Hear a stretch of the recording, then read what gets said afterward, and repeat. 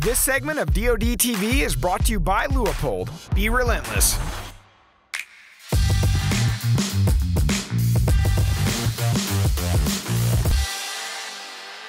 All right, Mark, we're going in the clean room. We're going into assembly. Going to show you how all those thousands of parts that you just saw out there come together and create magic. Can I keep this? We can probably work something out.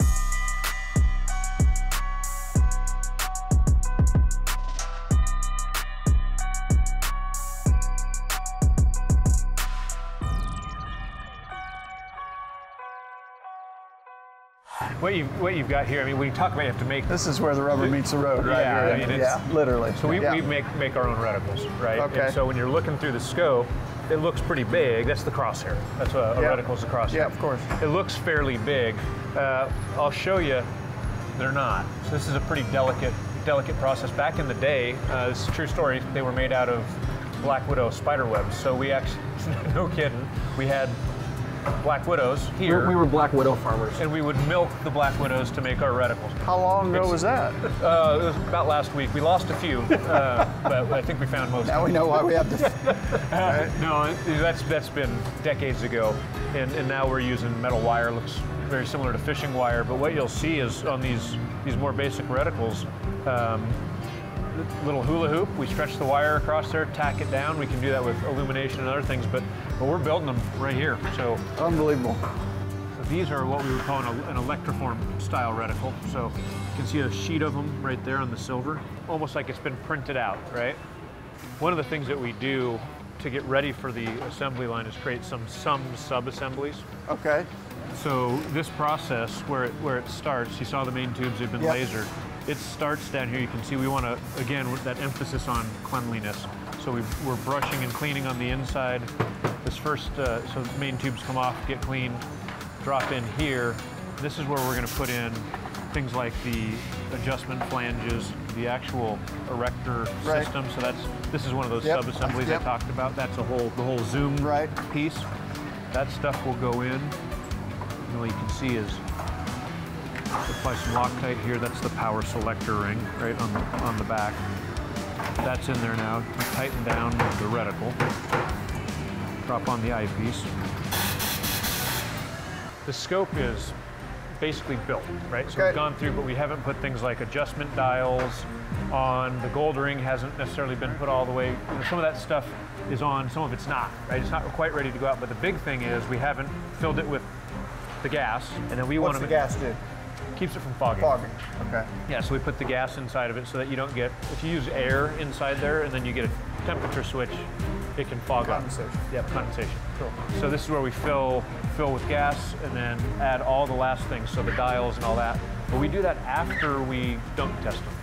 Before we ship any scope out of here, there's other ways to check if they're going to leak, right? I mean, you can do it with air pressure, differential, and other things, but you know for darn sure if you take it and submerge it in warm water and then pull a vacuum, that tries to make it fail. So we put them in here, and this isn't just submerging them there. It simulates a lot of depth. Okay. And we look for bubbles. As you pull that vacuum, it'll start blowing everything out of the scope quickly. You'll get a constant stream of bubbles. If it leaks, we got to send it back. It's gone. But if not, it goes down here. And so this How often does one leak? Very rarely, but we still check them all. Yep. And this is how we test them. No lens covers, no adjustments, no dials, no nothing, so that we know the scope itself in the field is completely waterproof. The rest of what you're looking at is adding the right dials. Gotcha. Once we get all that assembled, it goes out, all the right stuff for the packaging, so what instruction manual, etc. needs to go in there. Gotcha. And out the door it goes. Nice. So what we've got is an underground tunnel.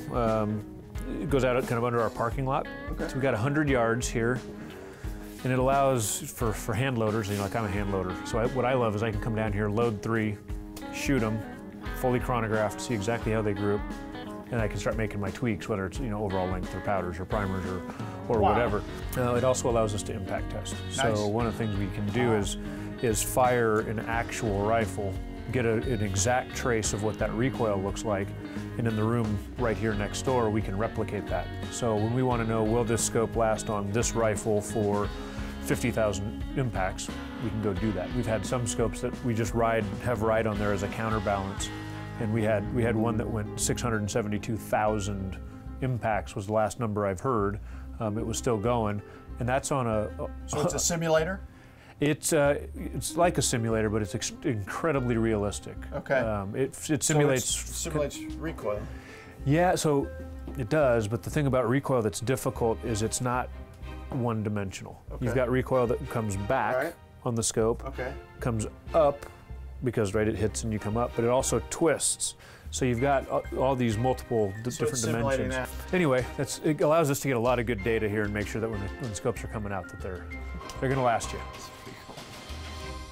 Okay, so the last stop is we'll take you into Leupold Custom Shop. This is a pretty cool place where we can actually, with the right amount of lead time, build a scope for one of our consumers. They want a special reticle.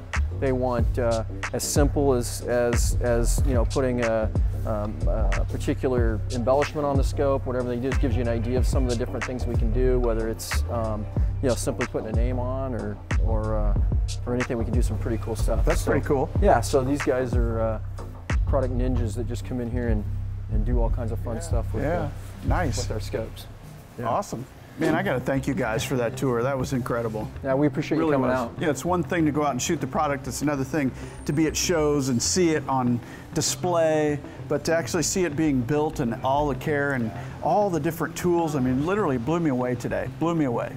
Well, good. We're happy to share this with you, and one of the things you saw this from the assembly of our 199 type rifle scopes, VX Freedoms up to VX6 HDs, Mark 6s, Mark 8s, they all pass the same test, right? So we're here in the custom shop wrapping up, but everything in here goes through the same processes. And those were developed for and honed and polished by the men and women that serve. Yeah. And so that's a very important part of our business, and we learn a lot there. And so it gets pushed through everything that we do, and that's the passion that you're seeing. Most important thing you do, I would assume, far and away. Absolutely. Yeah, when we talk about creating epic moments, when we hear back from our warfighters and know that our product came through when it counted, that's the ultimate epic moment. Absolutely. Ultimate. Yeah. Well, I appreciate you guys. Thank you so much. What a great tour. Thanks for being a part of the Leupold family. I can't wait to share man. it. Thank you. Appreciate it. Thank you. Awesome.